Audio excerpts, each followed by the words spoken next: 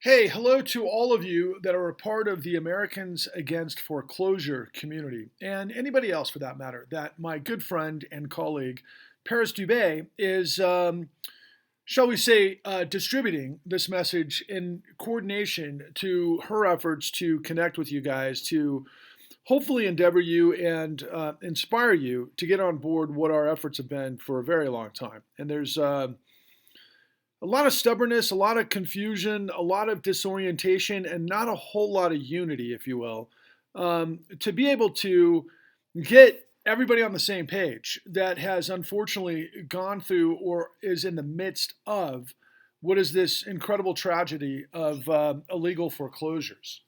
Now, many of you have been following the likes of Neil Garfield for a long time. Others might follow the happenings or even be a client or have represent you, somebody like Bruce Jacobs or Max Gardner or others that have been huge in the space, including, of course, none other than Mark Dan over the course of many, many years. But from where I'm sitting, my perspective of how this whole thing works, especially within groups like APON, is that you've done a lot of due diligence over the years. You've learned about things that are happening to your cases and some of the horrific revelations of documentation fraud and servicing fraud and standing fraud and all of those things that also generate a lot of confusion because there's not a lot of continuity. Because as much as there's a lot of similarities, every case is also slightly different depending on the circumstances. However, what I think most of you are incredibly frustrated by, or maybe you've even given up. Maybe your life has been destroyed. Maybe you're like one of these stories I've heard recently that are just extraordinarily dramatically horrific. That, in the case of Ron Osborne, he'd gone through the whole battle to, get, I think, the debt expunged because of the nature of everything in the bankruptcy, and then only to have sheriffs arrive at his door, years and years later based on everything being written off or expunged. And I'm being short on details for a reason because I get a little bit kind of convoluted in those details. But the long and the short of it is that, he was through the process and the gauntlet, if you will. And then, of course, the sheriffs came after him again and then evicted him and had all sorts of traumatic and horrific sites of, I call it financial terrorism, and it traumatizes people. I mean, the people that go through this aspect um, never recover. I mean, it's a post-traumatic stress disorder, quite frankly, and it's extremely overwhelming. And I had an interaction with, one of our own and a person like this yesterday who couldn't really decide if he was for the efforts that I put out there or against them because he himself had never been able to wrap his head around the full tapestry of what the story is, let alone, his struggle fell on deaf ears and, he was ground down in the courts and it destroys people. And it's hard to recover from that. And I know many of you are in that same situation. But if you don't know who I am, or if you kind of like on a periphery know who I am and you really don't know what to think about what I am and what I do and everything else, it's this simple. In 2008, I got crushed like everybody else. And I ended up dealing with servicers. And I was, in my first home with a new family after losing a great job and everything else. And my life is being destroyed around me. And I'm dealing with servicers and I'm dealing with very peculiar business practices that don't add up. And so I start to try to reveal what's going on because basically I've been in business for a long time. I know when deals go sideways, you can renegotiate and there's all sorts of practices that you can find a win-win. And I was at the time paying a whole lot of attention to the new Obama administration that came in and all of the things that took place from what we were calling HAMP at the time, the Affordable Modification Program. And I had an eye on all of the struggles within Congress. I knew that there was a real deep dive, which a lot of you aren't aware of, such that there was a investigation called the Financial Crisis Inquiry Commission. But it was never played out on our television screens night in, night out with a really deep dive analysis by people in media. They just didn't understand what was going on. But yet I knew I was going through a cataclysmic disaster being set up by a servicer that I didn't trust. And then I started to see sort of patterns, if you will. And I started asking questions. And the next thing I know, I decided, because I was a producer and had been a producer, and this is just what I do, I wanted to find out the answers to what didn't make sense to me. So I started pulling the threads. I first of all found the investment, and I was able to put a deal together. And then I started to do my research, and I started to pull the threads, and I started learning a lot more than I ever imagined possible. And it led to me to this journey that took me 10 years, roughly, soup to nuts, a couple of different variations of that. I did like my first documentary film feature that led me to the revelation of everything that I've learned since with my work in the con. But the con piecemeals together everything that the entirety of our government both delivered and failed to deliver simultaneously, given the nature of lies in our system. And what you need to understand, what I mean by that, is that the Federal Crisis Inquiry Commission, if you read it, I think it's like 645 pages, and there's all sorts of addendums, and there's all sorts of research and calibrations and the interviews, and it's incredible. But I didn't really discover that and read it and understand it completely until around, I'm going to say 2017, and it was actually done by 2012, if you want to know the truth, 2011. Because a lot of that stuff, in addition to back in 2011, led to, of course, many of you might be aware of a woman by the name of Lynn Sismoniak and her investigation that led to there was no standing by the foreclosing properties and the servicers and the mills that led to the revelation of course, robo-signing. And she had, I think, what is it? I want to say it was a $26 million settlement. Anyway, but she got into Black Knight, and she got into what led to, the only actual, which is insane, the only actual conviction of, and her name is eluding me, who everybody knows on the robo-signing documents at DocX, and her name will come to me as soon as I finish this. But, that got basically initially elevated by 60 Minutes, was the only one who did really deep dive stories. But in 60 Minutes, the news program that reaches hundreds of millions of people, literally they can only do, 5-minute, 10-minute segments at best. And you're not going to get the whole story. Lorraine Brown, that's who I was thinking of. And everything that constitutes. And there was never a deep dive, by the way, from the nation's paper of record, which was the New York Times.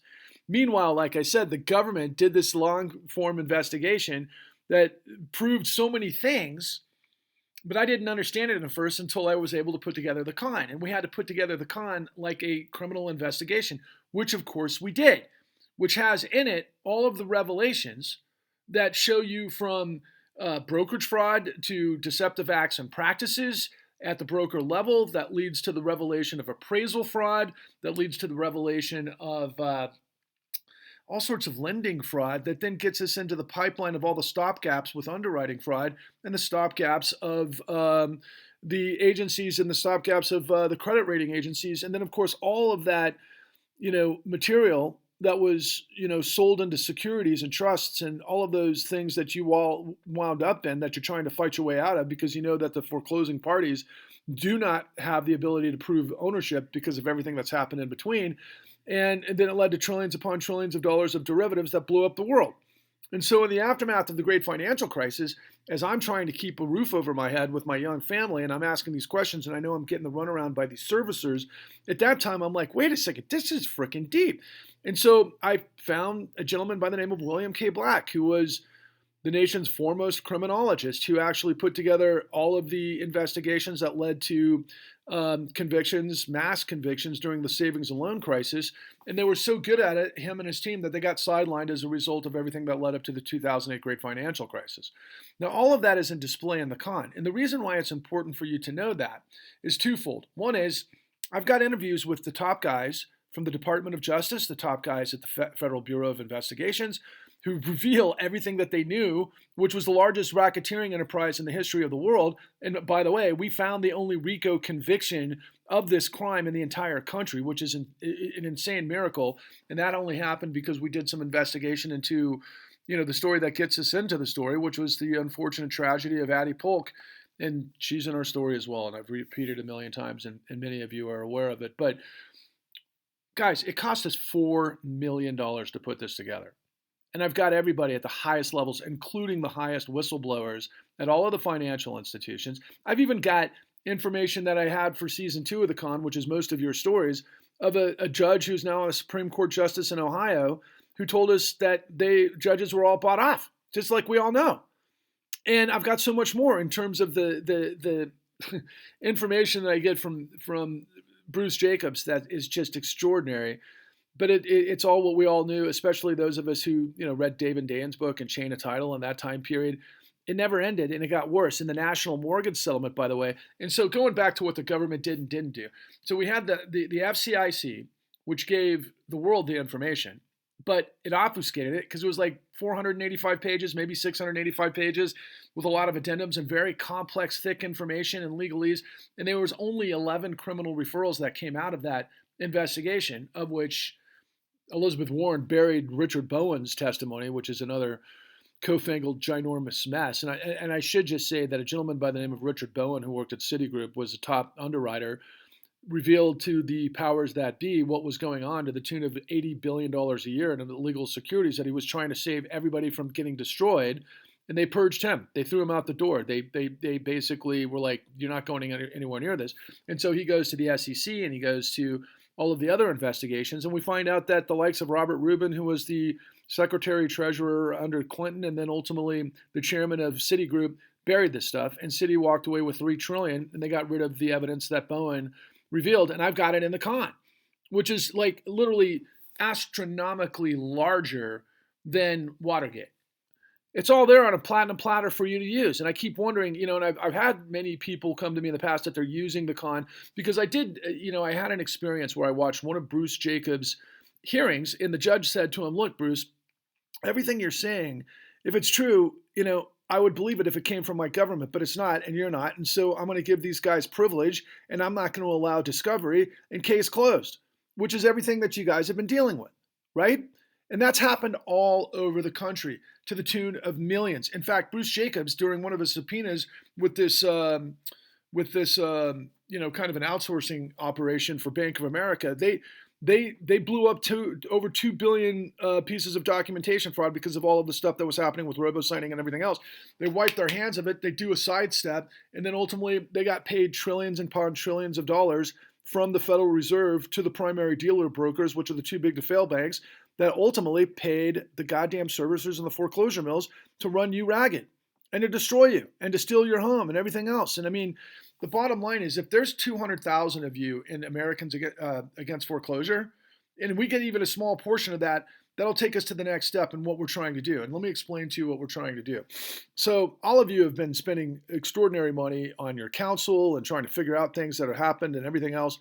Look, I've got all the answers. And again, it took us $4.5 million to put all of this detail together from the top brass in the country, which did the work that the FBI, the DOJ, and the SEC failed to do because of corruption.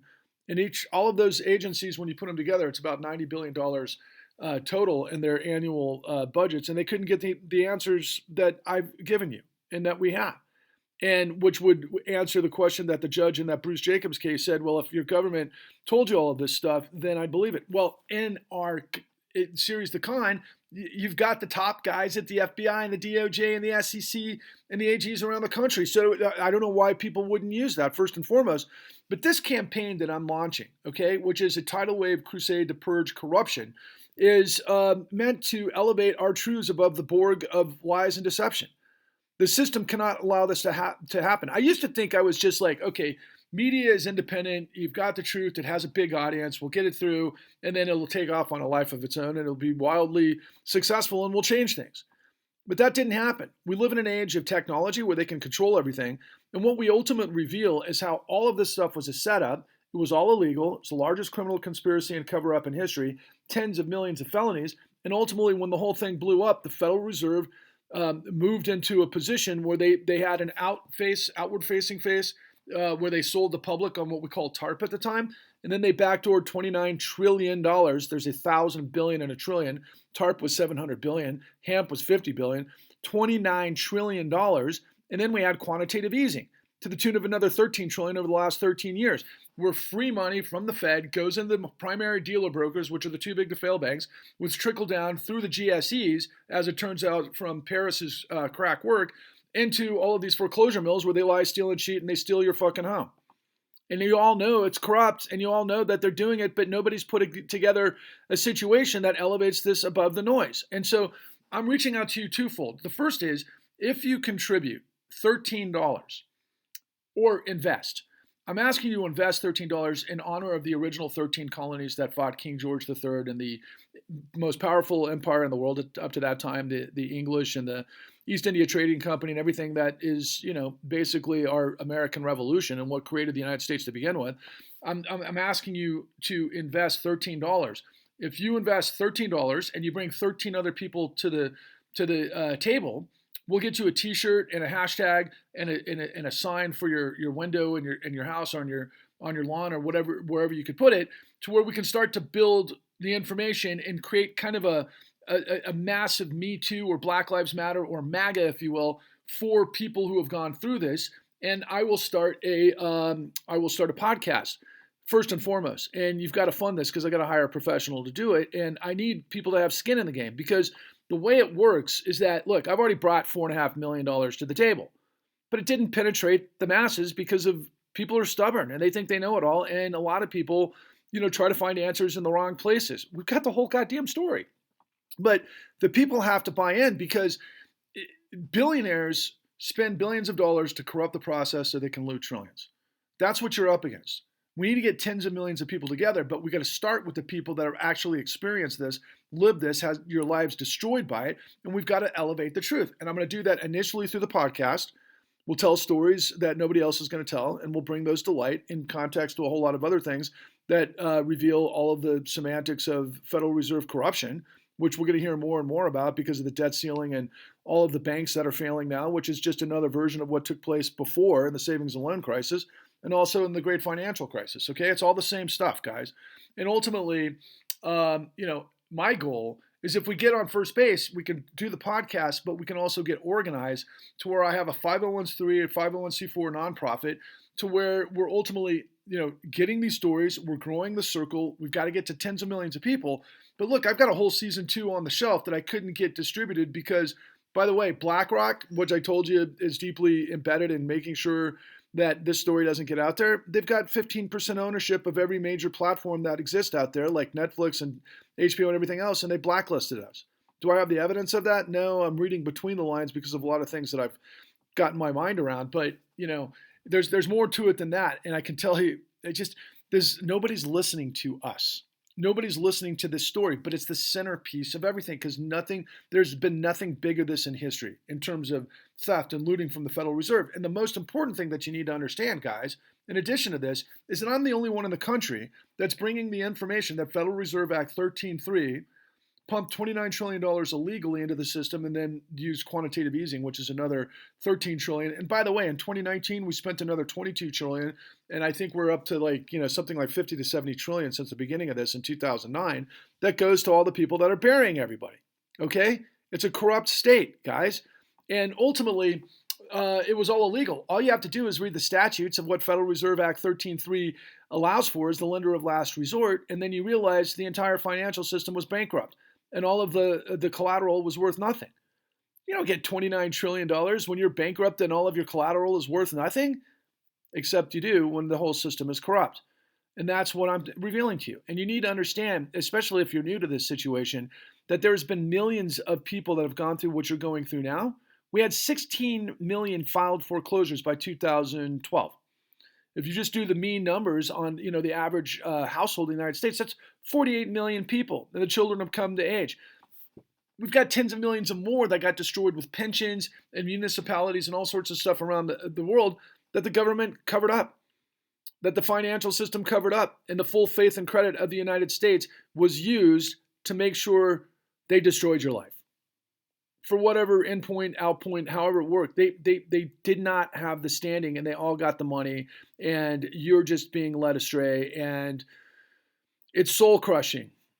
But unless we come together, unless you elevate, unless we join together, there's no chance that this story is ever going to happen. And by the way, here's just another last sort of curveball that I came up with. My partner and I, the guy that I went to executive produce this, and I had to sell him my share because I couldn't get it done. We were partners for the first 5 years, but I couldn't get it done unless I sold him all my shares because it was just the way the deal worked out. And so, he went the distance. with the first 5 episodes, and we did everything we could to get it to the millions of people out there that need to see it for all the reasons I stated below. But there is no appetite or market for the truth. There's only lies or following like false leaders and everything else. And so the question you might have is, well, why are you the leader, Patrick? You know, I don't like you politically. Sometimes you come across strong, and all of these other things that I want to judge you about. Well, how about this? Judge the work. Judge how it works to help you. And then think to yourself, well, is there anybody else that can do what Patrick has done? There's not. There's not. You got to tell the whole story to be able to get the country, and it's got to elevate above the madness of noise. And eventually, if I can, and everybody is talking about corruption. It's just somebody else's corruption, right? The right's talking about the left's corruption and vice versa, if we want to, put it in that paradigm. It's just all insanely corrupt. And what they've done is they've created this identity politics madness to have everybody at each other's throats so that the bad guys get away with the loot. And that's what they've done. And so if you invest, if you watch the con, and if you demand that the con doesn't go away, we'll save it from history. But I can tell you right now, I've learned through my partner, Eric Vaughn, who is the director of this, because I don't talk to my partner who, is the money behind all of this, because we've gone our separate ways and he's done everything he can and I don't want to bug him about it anymore. And, and he doesn't want to be bugged about it anymore. He's just kind of like, you know what, we've done everything we could and it didn't go anywhere, so I'm not putting any more money into it. Unless millions of you decide, or thousands of you decide, oh my God, I didn't realize I had all that information in the con, and that's what, makes my case legitimate. That's what gives me credibility. That's what I can carry forward. And that's what, if we come together, we'll elevate above all else, because there's not a bigger story than this. Tens of millions of people were crushed, and we gave tens of trillions of dollars to the guys that crushed everybody. Is that America? Is that the America you want to live in? Is that the reality you want to live with? I don't, and I know thousands of you out there don't either. But nobody else has put it all together. We did. And until you find somebody else that's got the Department of Justice and the FBI and the SEC that have that credibility and everything that we've got, and by the way, it's bulletproof, because we couldn't get this out there and not be sued by the biggest financial institutions in the world, because we name names. Unless we crossed all of our T's and dotted all of our I's, we had to go through 3 major law firms to cross-pollinate and make sure that we did everything by the book. Because otherwise, they would have sued my, my partner who put all the money up for this for millions. They would have destroyed him unless we had it perfect. So yeah, we have credibility. We've done all the work that the New York Times, the LA Times, the Chicago Sun-Tribune, the FBI, the DOJ, the SEC, all of them, and all of the courts failed to deliver. And what is that in the long run? Well, for those of you who've had your lives destroyed, it's injustice. Are you going to take it? Or do you want to join a movement to elevate the truth above all else? Because if you don't, why should anybody else? Anyway, I've interacted with a bunch of you. It's a strange thing. A lot of people have got post-traumatic stress disorder, and I understand. This has been a war for your soul. I don't think there's anything more personal than your house, especially if you could have reconfigured it and remodified it and all of those other things. And I've heard so many stories across the board. Guys, it's just simply theft, documentation fraud, based on what I'm telling you that the government allowed because of corruption and the media was in on it. And Donald Trump isn't your friend, guys. That guy's never going to fix this problem. You can't be against Donald Trump and for corruption and against Donald Trump. And by the same token, can you be for Biden and all happy about him as an alternative when he came in with Obama and he's been around for 4 decades? Obama let the bad guys get away with it. And that's what created all this madness. But no matter how you see the world, whether it's through some sort of identity and polarization and ideology and all the rest, it doesn't change the fact that these were all criminal violations against the law. If the law was used this correctly, the way it's intended, and by the way, we can see they're using it against Trump all day, every day. Everything that we show you in the con, they show now with Letitia James in the New York AG's office and the special counsel at the Department of Justice and all of the other in criminal indictments and investigations into Trump. He reflects everything that the system is doing, although he's a much smaller player. He's at best a mid-level player in the fraud that created this world that you guys are fighting. So I don't know what else to say. I wish you luck. I hope that you interact with Paris. She's got some incredible answers and everybody else you're dealing with. But unless we create a movement to purge corruption, using the con as our, chalice of truth, nothing's going to change, and it's all going to be wiped away from history. So I hope you'll join us, and don't hesitate, because time is running out of the hourglass. Thanks for listening, everybody.